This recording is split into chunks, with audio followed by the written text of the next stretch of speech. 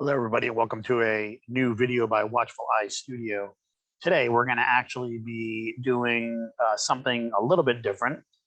Rather than just doing a product review, we're actually going to go ahead and review the product, put it together, prime it, paint it, get ready for tabletop, all in one gigantic, awesome video. So the experiment that we're going to go with today is the M7 Priest self-propelled 105 vehicle for the Americans during World War II. In this box, it comes with 3 vehicles, retails for $30, $10 a vehicle. Very modestly priced, in my opinion. 2 of these makes a full battery for $60. So again, it's a little bit cheaper per vehicle than, I guess, realistically, your tanks. You're getting 5, Shermans in a box. That makes up a platoon. In this case, you're buying 2 boxes. So I think it's good value. Flipping over the box, we have the contents. You're seeing 3 priests, a decal sheet, and a unit card. This is an all plastic kit. The artillery crew themselves are that soft plastic, so it's not a hard plastic that comes on a traditional hips sprue per se, but they are plastic indeed. A lot of the specialty infantry, like the airborne, like the Fallschirmjägers, those newer plastics that Battlefront has been releasing. So let's open up the box and take a look at the inside. And the first thing that we are going to see is the actual sprue itself. There are 3 sprues, 1 for each vehicle. All the contents are on it, obviously, minus the crew. But it does come with some extra gear. There's some jerry cans, some tarps, rolled up tarps, or canvas. It also comes with 2 50 cals, which is always nice, just in case one breaks. So I have a nice little Ziploc bag of all my additional 50 cals for any future breakages that I may have in travels, going to tournaments or events, whatever. It's got the pieces to the main body itself, the bottom part where that tracks adhere to, the top, and then obviously the exterior of the vehicle. There is some I guess you could call them fenders or side skirts that you can glue on. You don't have to do those. The 105 itself, the front and back of the actual hull of the vehicle, turret ring, 50 cal, as I had mentioned. So overall, a lot of good stuff. Extra road wheel that you can glue on somewhere as well. So very, very simple kit, and hopefully it'll be easy to put together. But from the looks of it, looks pretty simple. Moving on, we have the artillery crew, 2 different types: tank commander, guy holding a shell. Pretty simple. Nothing fancy there. I would recommend cleaning them on the sprue themselves. They'll be much easier to paint down the line. And then, of course, you have your decal sheet. Now, interestingly enough, I might have an older box, but the decal sheet that I got is a little bit different than this. It has all those stars, as you see, but it also has some tank identification markings that you can put on the back of the vehicle. So you might not get the same decal sheet in with your set, but that's the one that is shown online on the Battlefront Flames of War website. So maybe that's what they're putting in now. Then, of course, the unit card. And just taking a quick look at the unit card, we have, for the D-Day statistics, you're looking at aggressive, getting hit on a 3+, confident 4+ motivation. Obviously, the counterattack is going to be pretty atrocious because it's an artillery piece. So the counterattack is 6. And if you're getting assaulted, you're probably doing something wrong anyway. So you probably deserve that 6. Skill rating's great at 3+. That'll come in handy for hitting the enemy when you rein in bombardments. And then, of course, the skill rating of a 6 on the assault. So this isn't a vehicle you're going to want to assault with in any capacity. Movements, pretty standard for a vehicle, nothing fancy there. Looking at the statistics for the weapons, 72-inch range for the artillery bombardment, 3+ anti-tank. I'm sorry, anti-tank of 3+ firepower. Can fire smoke, which is always nice. Direct fire, 9 anti-tank, not horrible. I mean, if you had to fire direct to get some pesky tanks off your back, it's not a horrible thing. 2+ firepower, that is kind of nice. And then of course it's got its 50 cal with a rate of fire of 3 while halted, 2 on the move, anti-tank of 4 with a 5+ firepower. So the nice thing is it can defend itself against infantry if it had to. But if you're firing your 50 cal and not your artillery, again, things have not gone your way. So that's pretty much all I got to say about that. So let's go right ahead and crack into the actual guts of this box and start working on assembling this. So here's the sprue. I use Testors plastic cement. It's hard to find nowadays, and I believe Testors went out of business. So good luck finding it, but if you can, pick it up. Hobby knife, industrial file. This sucker is big. I've been using it for years and years and years. It's Old Faithful. It doesn't have a very rough file to it, so it's great for doing plastics. So I use that for some of the bigger things. And then, of course, there's some smaller files that you can work with as well. Sprue cutters, very integral part of working with plastics. And these are just smaller files that and other different types of files that I have that I use for various projects. You can also use sanding sticks if you have those. You don't have to use them. I don't typically on plastics. So you can, pick and choose the weapons of choice. And I don't use all of these, and I haven't used all of these for plastic projects, but just gives you an idea of different things that you can use. So now that we've taken a look at the tools of the trade, let's go right ahead and start working on putting together this miniature. So the first thing I'm going to do is I'm going to just start clipping everything off. You want to use the flat part of the clippers against the actual piece itself. That will help avoid pulling any of the plastic away from the detail of the miniature, but it also will make the cuts as clean as possible. You're still going to have like a little nub where you clipped it off the piece. But again, that's what the files are for, or the hobby knife, depending on the type of piece. Now, one of the things I would recommend is, depending on the project, you might not want to clip all the pieces off at once.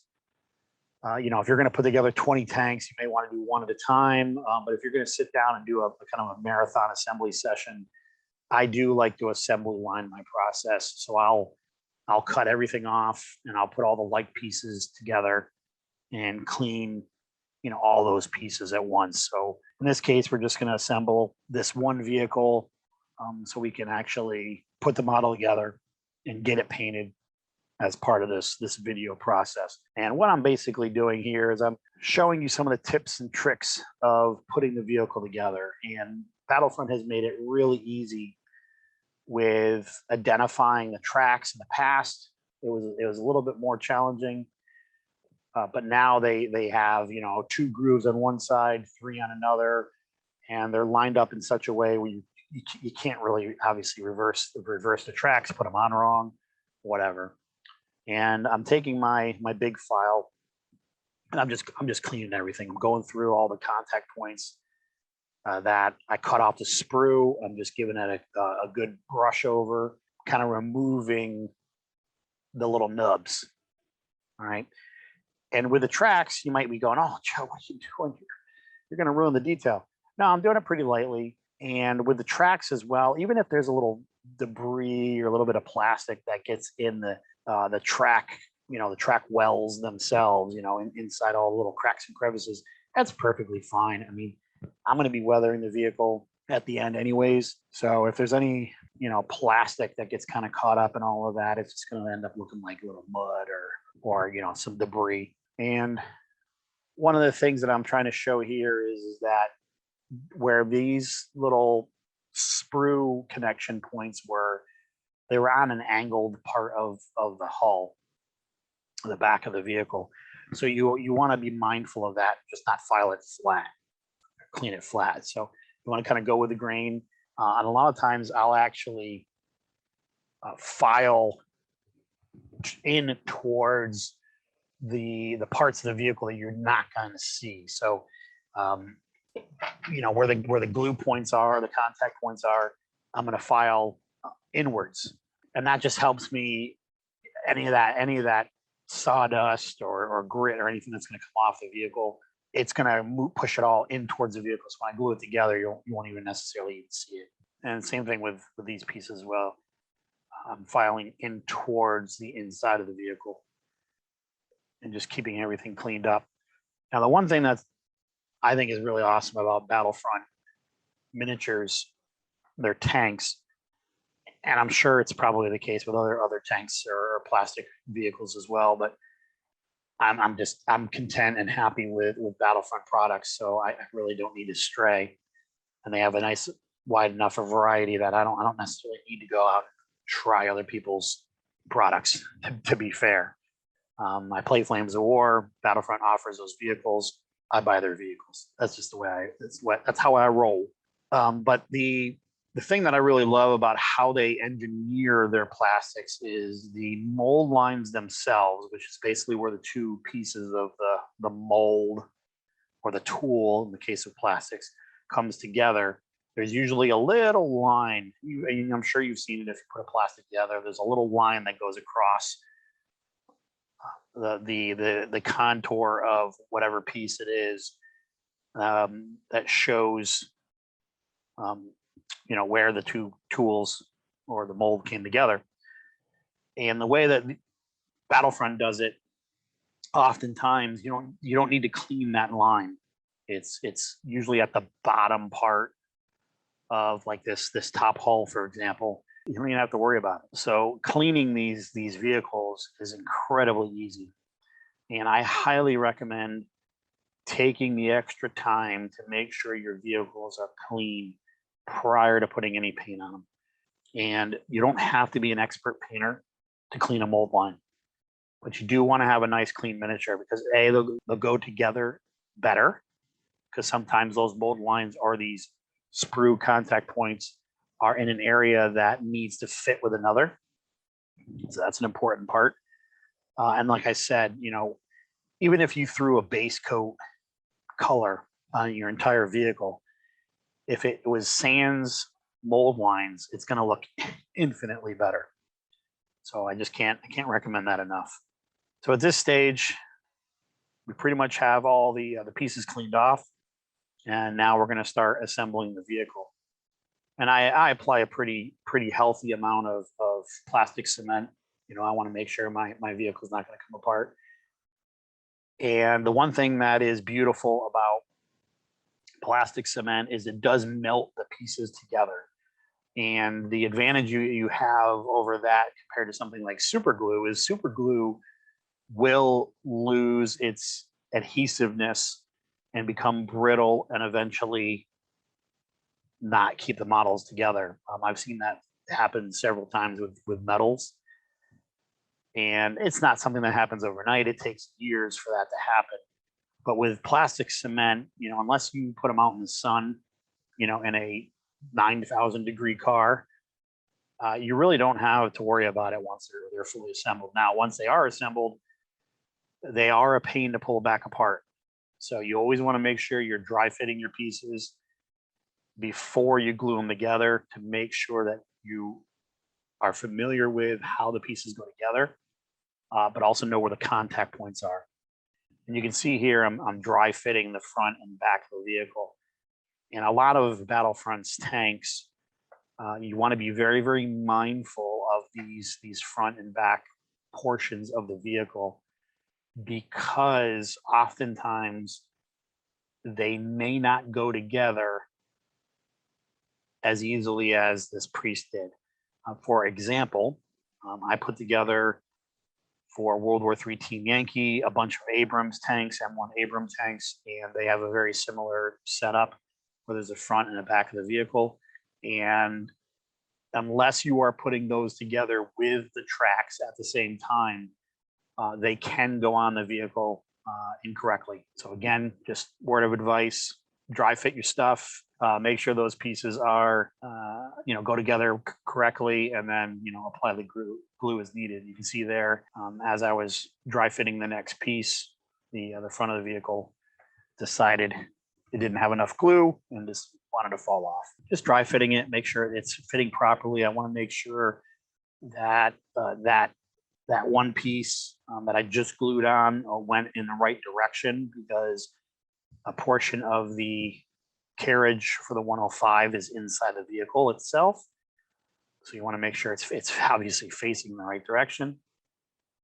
And you can see as I've glued, it's going to push out some of the plastic cement. It's, initially it's very easy, just kind of wipe up with your finger. And there you go. I got a main part of the 105, or not the 105, the M7 Priest put together. I'm going to put the side skirts on. I think it looks cool. And the trick with this is they line up with the fenders, because there are two pieces of the fender on each side. So you want to dry fit these as well. And the way I kind of identified it is the front portion of the M7 Priest has a certain angle to that fender, and the back portion has a different angle. There's actually two different slight angles to the back portion of the fender, whereas the front portion of the fender has just one kind of angle to it. And like I mentioned before, by dry fitting, I know where the contact points are, and I'm just going to fit that side skirt into place, kind of wipe up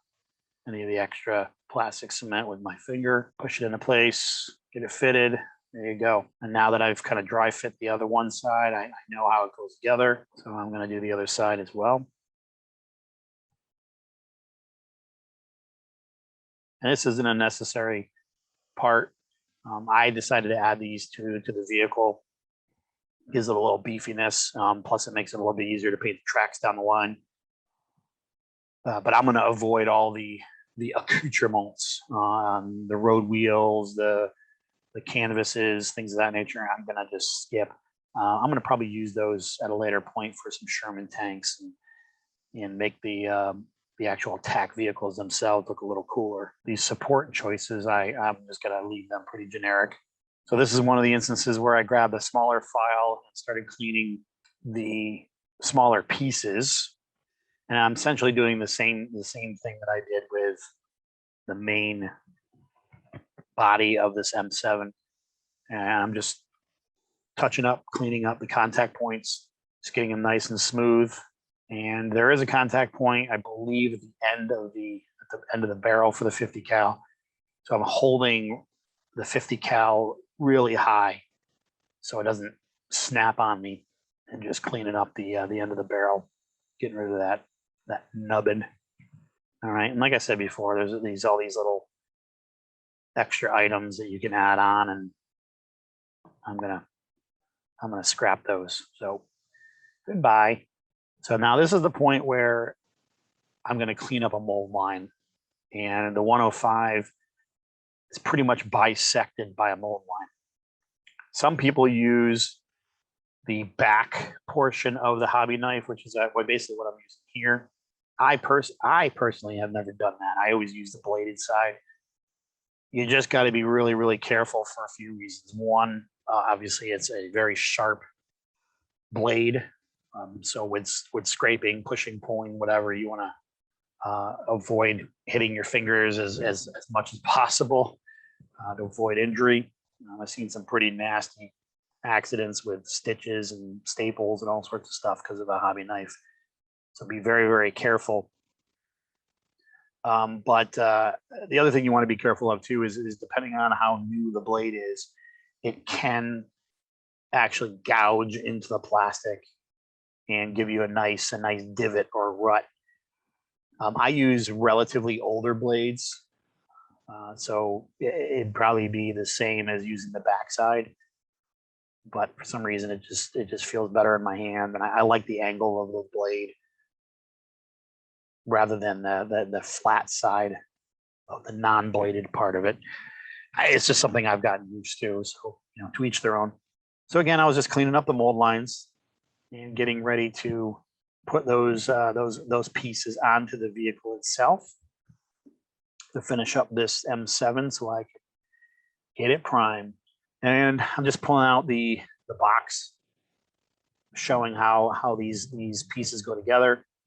And again, you want to dry fit them. The 105 doesn't have a clear way of mounting the vehicle. So you just want to kind of dry fit it. And I just use the back of the box as a reference to where the actual 105 would rest. Looking at the pieces and how it would lay. There's a little box down at the bottom, and the ratchets for how the 105 would elevate. They rest pretty decently together. So that's kind of how I figured that out. And then I just kind of look at the front of the vehicle and make sure the gun's lined up properly. And then you're going to let it sit. And here I am dry fitting the gun ring, the turret ring for the 50 cal. And I looked at the contact points and applied some glue, and it had a little overage there, but there you go. Just kind of wipe up the excess and we are almost done. 50 cal is pretty easy. There's a little hole at the front of the turret ring and slap in the old 50 cal. But there you go. There's the M7 fully assembled. So now we're going to work on the crew. And obviously I was not very well aware of the camera angle here. Oh, okay, now we're back. So I use a mix of the hobby knife. Whoop, and we're back off camera. But you'll get the basically idea is there's a mold line that runs down, basically cuts the crew in half. And I have found this type of plastic hobby knives files. They're kind of a pain to clean. Rather than having you sit through the pain of cleaning all those crew and doing it off camera, we're gonna move on and start working on the vehicle. Now, I had an old can of US Armor that Battlefront Miniatures used to make, so I sprayed it with that. But I'm gonna always go back in and repaint the vehicle. In this case, I'm gonna use brown violet, and then khaki, and black, and then we're gonna use a brown and a gold and a metal, and then these three washes, basically a black, a brown, and a green.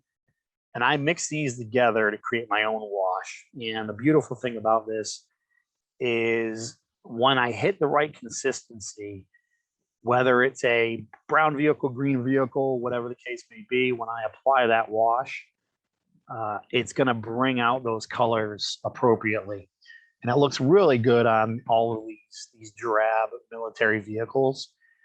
I've been using it for years, prior to any gaming company out there making great washes. I used to make my own with paint and basically gloss varnish and white glue. I'd mix up a big batch. So in this just makes it easier. I just use those three colors, and as you can see earlier, I just take an empty pot and mix together what I need. So all we're doing here is we're going to take brown violet made by Vallejo and going to add a little bit of water and kind of wet my brush, get a decent amount on there.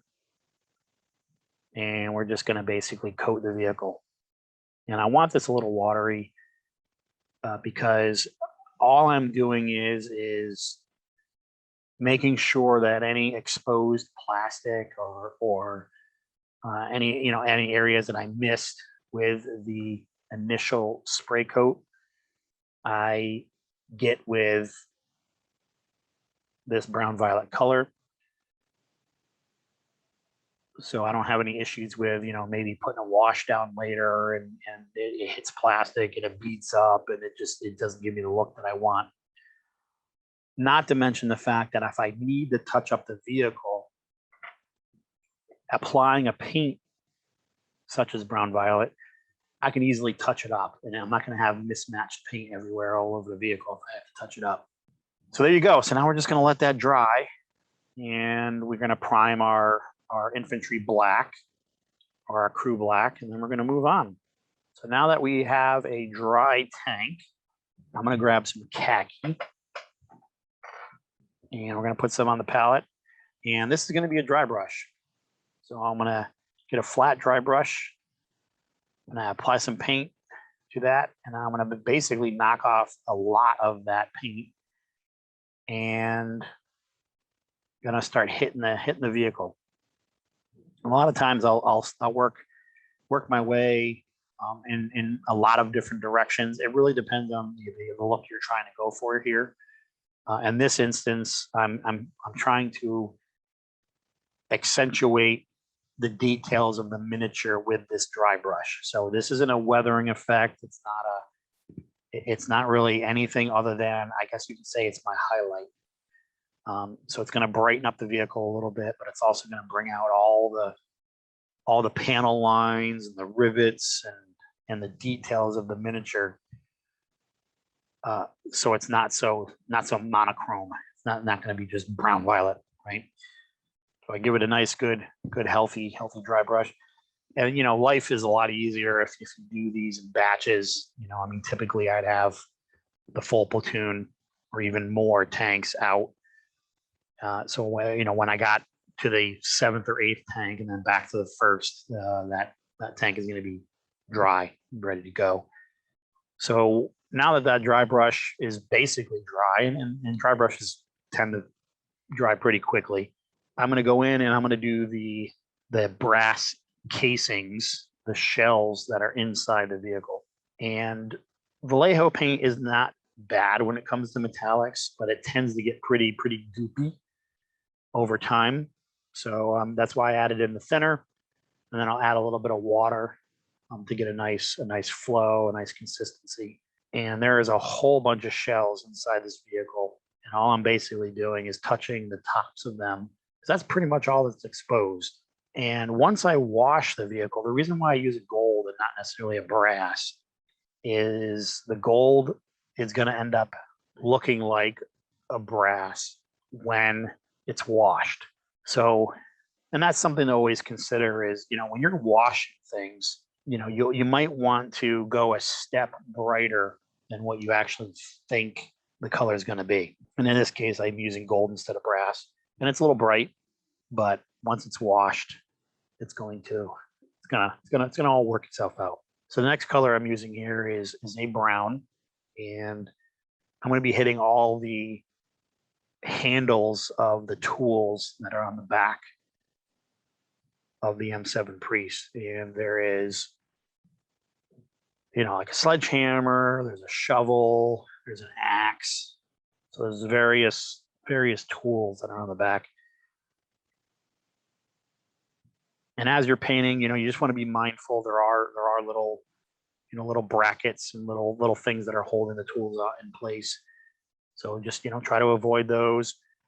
You want to take a look at how thick the handles are, because oftentimes you might want to just hit the sides of the handles as well, because they are so thick.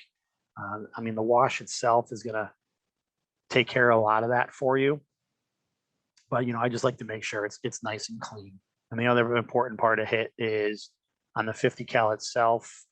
I have seen the handles are made out of wood.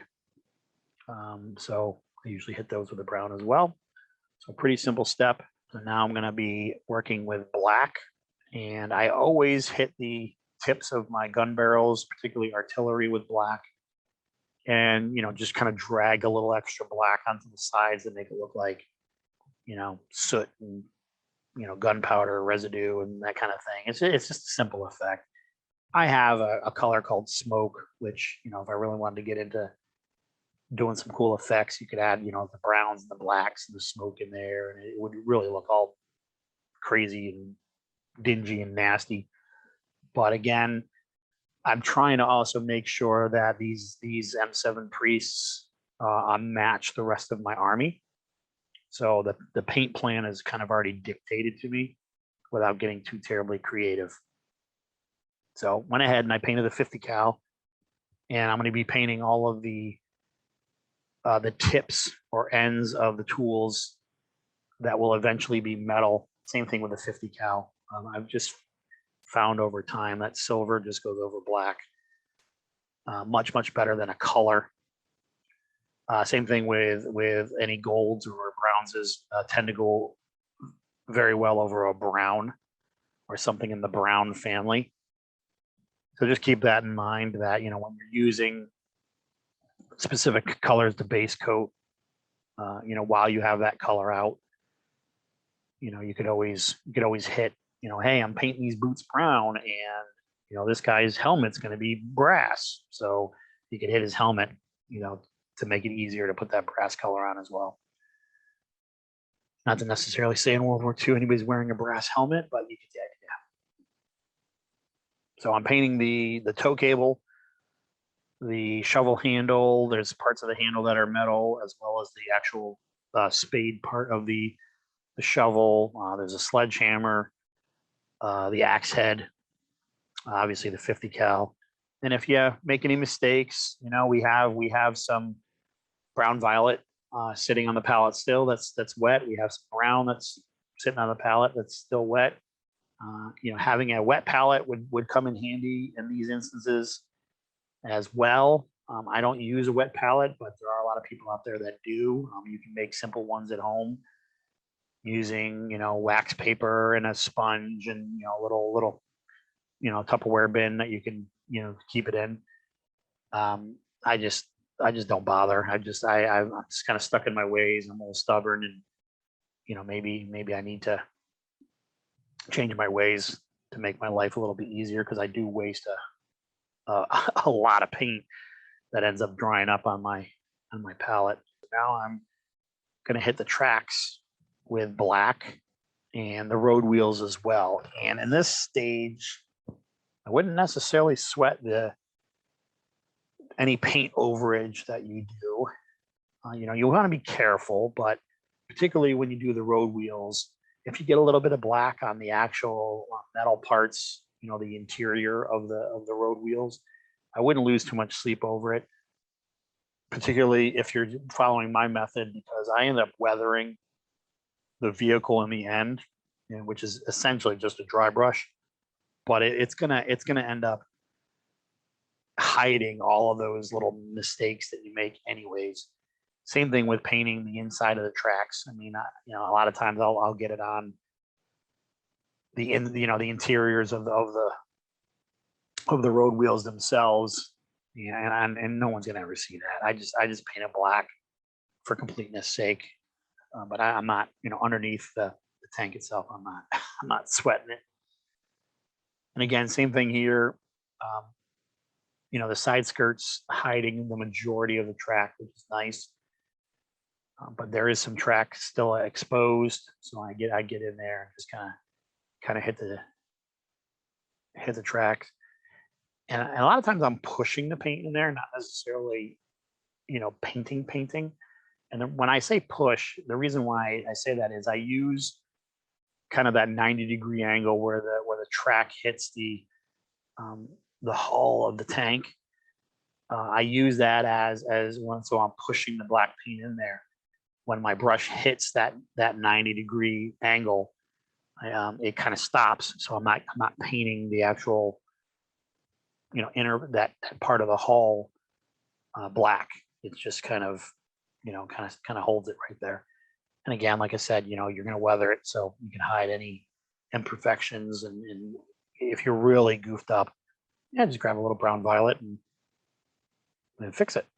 And you can see why, if you ended up keeping the tracks separately and sprayed them black. I mean, I think in a lot of ways you're running yourselves into the same situation where now you got to paint the interior of those tracks, brown violet, and be mindful of the black. And so I think it's 6 one way, half a dozen another. So now that the tracks are basically dry, which through the wonderful science of the internet, we can skip over the drying portion of it. And I'm going to go in and now hit the metal. And this miniature is getting really close to being washed. You can see again, I just added a little bit of medium to the to the silver paint that I am now going to use. And I'm going to be hitting the 50 cal with this and the axe head, shovel head, or the spade, whatever you want to call it, as well as the toe cable. And with the 50 cal and the toe cable themselves, I'm not going for full coverage here. I'm just kind of dragging my brush over the area where the black is.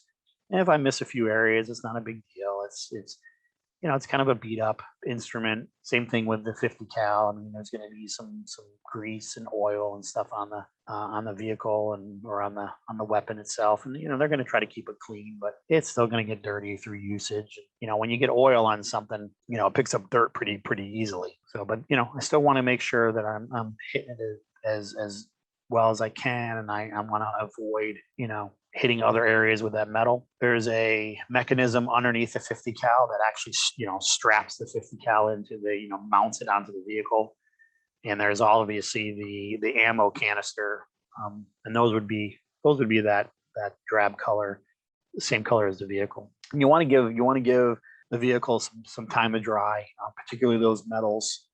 I'd give it a good maybe 20 minutes, half an hour, to make sure that the paint is completely dry, because a wash like this will pull the paint if it's not had time to set. And if you're your assembly lining, and you're doing 5-10 vehicles or whatever, that's gonna sort itself out. In this case, I had to let the vehicle sit, and I went off and did something else, and then came back and gave it a nice wash. And you can see I'm holding it by the tracks because I want to do one-time coverage, and I'm just making sure that my, as we'll call it, my chrome wash, the brown, black, and green mix, I'm giving it all the coverage that it needs. And you can see I held it a little bit with the 50 cal, and I'm just kind of going in and hitting that last. And I got the vehicle pretty well washed, and I'm gonna go back in and make sure that any pooled areas or anything like that, I'm gonna just kind of dab up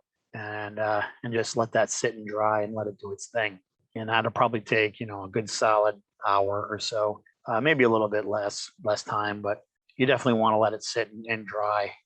Pick it back up, and all of a sudden you got fingerprints all over it. All right, so we have a dried vehicle, and there it is after its wash. And you're going to have a little bit of what a lot of industry people call it coffee staining, where the wash has the water has evaporated in the paint, and it kind of leaves a little stain on the vehicle, and that's perfectly fine. So all I'm basically doing here is I'm taking a little bit of brown and just kind of brightening the brown back up. I'm not using a different color. I'm using the same brown, and just kind of touching, not all of the brown, but just touching where some highlights would be, where the light hits it first, just to brighten it up a little bit. And that's pretty much it. I mean, you can go ahead and do this for all the colors. You can go back in and brighten up the metal and the brass and the black, and you can put a grayish highlight on the black, whatever. I'm good. I just want to get these guys rocking on the table, and they look solid. So I'm not sweating it. So what I'm doing here now is I put some gloss varnish on my palette, and I'm going to start applying the decals. And I'm just kind of walking through and showing different areas where I want the decals to be. I'm going to be putting a star on the front of the vehicle, stars on the side of the vehicle, and then the unit designations on each side of the vehicle as well.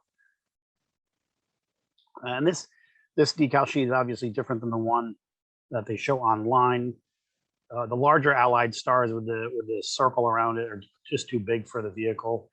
So we're going to go with a medium star on the side of the vehicle, the small star on the front, and the tank identification number. And again, you want to make sure you are selecting the right numbers, make sure they match up. And the first thing I'm going to do is apply some gloss varnish to the respective areas that I'm going to be adding these decals. I'm a little liberal with it, just making sure that the entire area that the decal is going to go on is hit with this gloss varnish. And one of the things that this does is actually hide the decal part that doesn't have the paint on it itself. It'll help hide that in the end. So while I'm waiting for the tank to dry, I'm going to grab the crewman. I sprayed them black. I gave them a black paint wash, basically, same way I did the tank. And now I'm going in with a flat flesh and hitting the flesh. I am pretty carefree with how I'm applying the paint. I just want to make sure that I'm hitting the fleshy areas, in this case, the hands and the face. I don't really care if I get it on the clothes, the helmet, the shell that he's holding, or the clipboardy piece of paper looking thing. I just don't care because I'm going to be touching up those as I go. So this just allows me to kind of speed paint the process. So if I was going to be doing a platoon of these, you would be amazed on how much time it saves, doing these dirtier areas first and then cleaning up as you go. There's a two philosophy process with that, and we'll talk a little bit more about that as we go along here. So now that I'm waiting for the flesh to dry, I'm going to put the decals or the water slide transfers into a little bowl of water. You want this to be clean water. Obviously, I wouldn't use paint water. It could be interesting to try to see if the decals come out kind of dirty and nasty looking, but I use clean water. And I'm just kind of showing you the tools that I use: a paintbrush, hobby knife, hobby tweezers, and a little wad of paper towel. I wouldn't recommend like Kleenex or like toilet paper or something like that, because they can actually leave residue on the decal, little fibers, little microfibers. Paper towel seems to work just fine. So now while I'm waiting for the decals to loosen up from their decal paper, going back in, hitting a second coat of the flesh, and getting back to what I was talking about earlier. The two kind of philosophies of painting miniatures is the inside out philosophy, where you essentially are painting the miniature as if you were putting on clothes. So you'd start with the skin, then your undergarments, and then your layers of clothing, then your accoutrements, weapons, things of that nature. So now we're going to be applying the decals, and the first one we're going to work on is the front star. And now that it's nice and loose, we're going to grab our tweezers and our brush, kind of brush it on. Awesome camera angle here. But essentially, I'm taking the hobby knife and just slowly moving the decal around. I want to make sure that there's water on that area so the decal will actually slide. And then once it's in place, I kind of dab the area with the paper towel. These side stars are going to be actually placed in such a way where they're going to look like they're underneath this bar. And you could cut the decal, which creates its own issues. I think it's a little bit easier and faster to do this method, which is essentially I'm taking the star, placing it over this bar, and then I'm kind of form fitting it around the bar. You can see I'm doing that with a hobby knife there. I'm kind of pushing it into place, pushing it so it rests up against the bar, both on the top side and rear, or whatever you want to call it. And that's what I'm doing with the brush there. I'm just kind of pushing it all into place. I'm dabbing up the water with the paper towel. And because the tank identification numbers slid off their layer sheet, so I grabbed the bigger decal paper and picked up the decal, put it into place. You want to be real careful with that hobby knife. Obviously, you don't want to pull any paint off your miniature, but also, you don't want to rip or cut the decal either. So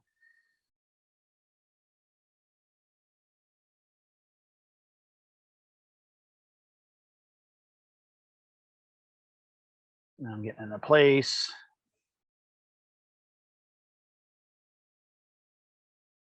And there was a lot of water there, so I just kind of dabbed up the extra water, moved it into place, and then I'll set it with the paper towel.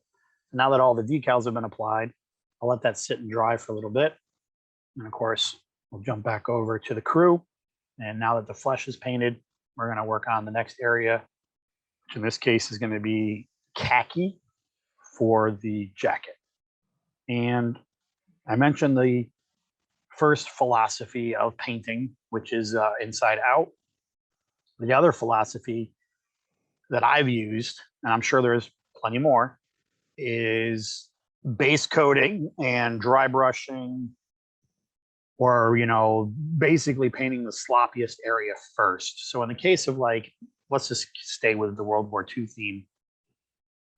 If I wanted to paint like Soviets or German Wehrmacht or Italians or somebody that, you know, even British for that matter, that have a mono thematic uniform, so it's all one color, I might base coat the entire miniature with that color first, dry brush a highlight, and then move on and then start cleaning up those areas like the flash helmet, you know, that kind of thing. It really just depends on your style. You know, particularly with 15mm miniatures, I don't typically do line highlighting or blending or any of that, which, you know, you could very easily do, and it would. I've seen it and it looks phenomenal. But I'm trying to get these miniatures on a tabletop and play some games, which the vast majority of the people out there want to do the same. They're not trying to win awards. They just want a decent looking army on the table. And that's really the purpose of this video, is to show you how easily and how quickly you can get stuff done with a very limited palette, you know, kind of following the quote unquote historical guidelines. And again, you could use whatever colors you want. You want to paint these guys, you know, pink with purple polka dots, I mean, go for it. But I want my guys to look pretty historical.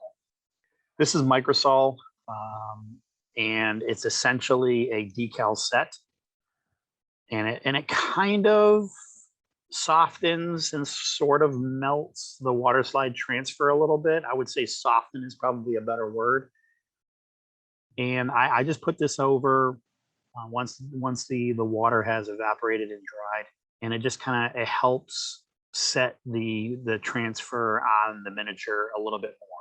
It's really going to come into play when you're trying to push water slide transfers or decals, whatever you want to call it, around things. So in this case, around that bar, or around a rounded part of the vehicle, or something that's not completely flat, that decal sets comes in handy. So now while I'm waiting for that to dry, I'm going to jump back over to the crew, paint their pants or trousers a field drab, a US field drab. And the nice thing about the khaki and the field drab is they are pretty opaque enough paints where you could get away with doing one coat as long as you shake the bottle pretty effectively. I usually will do 2 coats, maybe sometimes a thin down third, just to make sure there's enough paint on the miniature. Because, you know, when I put a wash on, sometimes I'm impatient, put the wash on a little too quickly and it pulls off some paint. And if I have 2-3 coats on there, I don't necessarily have to worry about it ruining the miniature. And again, this style is sort of an inside out, but as I'm working, I'm cleaning as I go. So with the jacket, for example, I was careful around the fleshy areas, and with the trousers, I'm careful around the jacket, and I'm just cleaning the miniature up as I go. Now I'm putting a little bit of brown violet on the palette, and what I'm doing here is repainting that bar to give me that effect that the decal is actually behind the bar. And I'm making sure to hit the top, the front, and the bottom of the bar to hide any of the white part of the decal.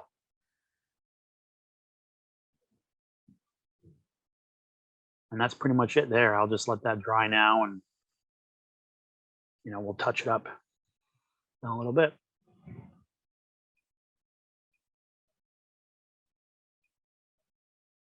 Back to the crew while we're waiting for the tank to dry. And I'm using this brown color, which is the same brown that I used for the tools on the tank. And I'm painting this clipboard looking thing that the tank commander is holding. Could be a piece of paper, a map. I mean, it's whatever you really want it to be. In this case, I'm trying to keep my paint palette limited, so went with the brown. Now I'm taking out some gray or some green gray, and I'm hitting the webbing. So in this case, the belt, the pistol holster for the tank commander, and also the gaiters. And if you're not familiar with what gaiters are, they're basically canvas. I guess it'd be canvas, like overgarments that you would put around your ankles that go over the tops of your shoes where your laces are. So it prevents things like sand, mud, water, that kind of thing to get inside your shoes. So it keeps your feet dry. And for all those vets out there, thanks for your service, by the way. But for all those vets, they'll know that keeping your feet, dry is really important. Keeping your feet healthy, because that's how you get around. So the gaiter themselves goes over, like I mentioned, the front of the shoe, and it's arced around the heel of the boot. And again, I'm not worried about where I'm putting it. With the belt, obviously, I want to be careful of not getting it on the jacket. Same thing with the pistol, the pistol holster. Because I know I'll fix up the boots at a later time. And now what I'm basically doing is the helmet.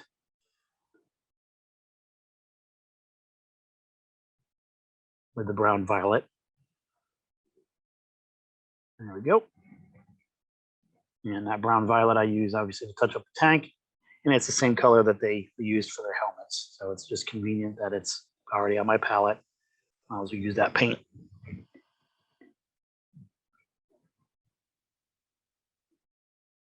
You just want to be mindful of the flesh. The helmet does come down, touch the forehead, back of the head, that kind of thing. So just be mindful. You can always touch it up if you make a mistake. It's not a big deal. And now I'm going to hit the boots with red leather. And with the nice contrast between the green gray and essentially what was the black boots, you can see the definition of the gaiters a little bit better than it being all black. So I'm just kind of carefully working my way around. There is a strap that is part of the gaiter that goes underneath your foot or underneath the soldier's foot, where the arc of your foot would be. So right where the heel meets the arch of your foot arc. So you can be mindful of that, and if you want to show that, you can. If you just want to paint the boot, go for it. Once they're in the vehicle, no one's ever going to see it. And with the crewman drying, I'm going to go back into the tank with some khaki, and I'm basically going to do just a little hit of khaki on the bar to give it the same kind of highlight that I did when I dry brushed. And one of the things that I missed earlier when we were painting the trousers is I did actually go in and paint the shell itself a brown, which is something I mentioned earlier about how gold and bronze goes over brown really well. So I went ahead and did that just to make life a little bit easier for me. And I'm hitting the shell casing with the gold, just like I did in the tank. And then the tip of the shell is black. And that just is a nice look for a shell, and I do that pretty much on all my Flames of War stuff. It just looks solid. Got a little paint on my cutting board. So now with everything dry between the tank and the crew, I'm gonna hit the tank with that quote unquote crone wash again. And it's gonna blend in those stars that make them look like they are behind the bar. And I just hit the other decals just to tone down the white a little bit so it doesn't look so new. With the crewman, I'm not gonna use the crone wash. I actually use just a brown wash. You know, the green in the wash on the flesh would just look horrible. So I just use a straight up brown and just hit the whole dude, the whole crewman. Give it a nice healthy coat. And then I'll dab up the excess and let them dry. And you know, for all intents and purposes, that's done crew. There's a done tank. You can field it, play with it. It's complete. For me, not quite done yet, but it's definitely a playable tank. And what I'm going to do here is I'm going to add some matte varnish and some gloss varnish. And I'm going to hit the decals one last time with a gloss varnish. And this kind of brings it all in together. And I'm going to let that dry. And once it's dry, we'll go back in with the matte. And now that it's sat and dried a little bit, and with the matte varnish, I'm realistically hitting everywhere that I happen to hit originally with gloss varnish. And this is to tone down all that glossiness. And you can spray coat your miniature with a dull coat or something like that. I get deathly afraid of doing that just because I've seen matte varnish frost up on miniatures. So I just hit it with the matte, kind of tones everything down, and I'm gonna, you know, let it sit and dry. But we're not done yet, folks. We have one more step. That US field drab that we use for the crew's trousers, that's what I actually use for weathering. And it's just a simple enough, a very simple dry brush. I hit all the tracks, the bottom, essentially half of the vehicle. I stipple, dapple, dab, dry brush, left, right, up, down, whatever effect you want to achieve, whether you want a heavier, you know, kind of weathering effect or not so much, but it kind of brings the whole vehicle together for me. Makes it look like kind of dry mud and dust and, you know, stuff like that on the vehicle without going too overboard. And I don't have to worry about weathering powders. And, you know, there's a lot of cool tools out there nowadays, but this works for me and it matches my army. So now I'm going to go right ahead and add the crew. And again, I could go in and do some highlights, things of that nature, but I am attempting to match an existing army. So I don't want to present a new painting element to the army and have these guys stand out. So I'm just kind of cutting them off the sprue, filing down the little plastic nubbins. And now I'm going to dry fit them just to see, you know, exactly go in the tank.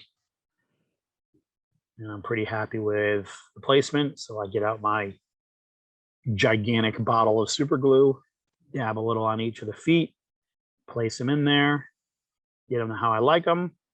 And I just kind of, I found a little bit of the plastic shavings on their helmets. So I'm just going to clean that up. And there you go. You got a done priest. And then hopefully, voila, now we have an entire platoon of 6 priests, all done to the same standard of what you just saw. And I believe this is 16 amazing points worth of loving, 105 batteries and 50 cals coming at you. You know, I hope you like this video. It's a new format for me.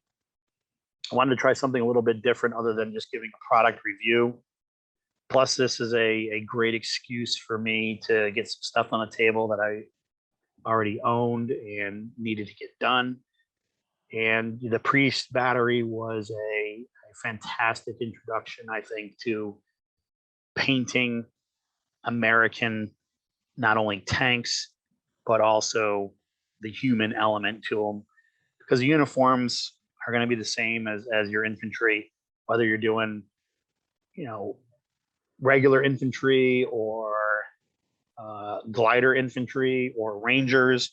They all wore the same uniform. Airborne are going to be slightly different, but this gives you a good idea. I mean, other than how to paint a rifle and maybe some extra kit, you pretty much just saw it all right there.